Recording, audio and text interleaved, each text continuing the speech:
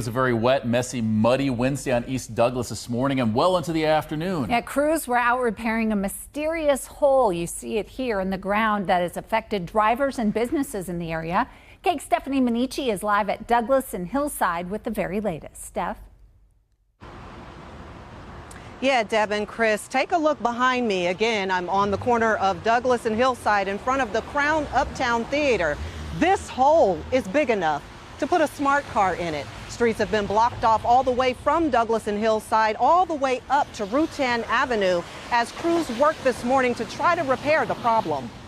The city is calling it a pothole, but people in the area say this is no pothole, it's a sinkhole. Danny Greenberg says he was told it started with a bubbling in the street around 4 a.m. He says crews came out and started taking measurements to find out what lines were affected. There's a gas line involved in this that they're trying to figure out what's happened to that. But as they were kind of measuring, it just blew up on them.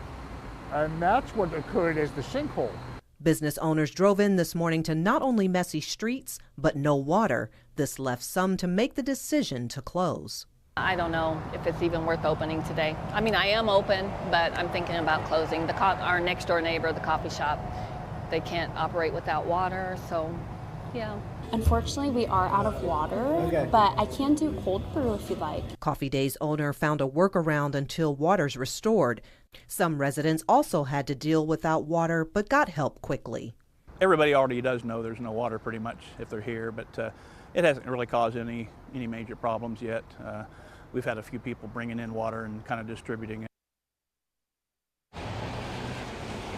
We reached out to the city of Wichita earlier this morning, and they said high temperatures caused the ground to shift, resulting in a water main break. Water has since been restored to the businesses and residents in the area, and they say repairs should be done by next Wednesday. Live in Wichita, Stephanie Maniche, KAKE News on your side.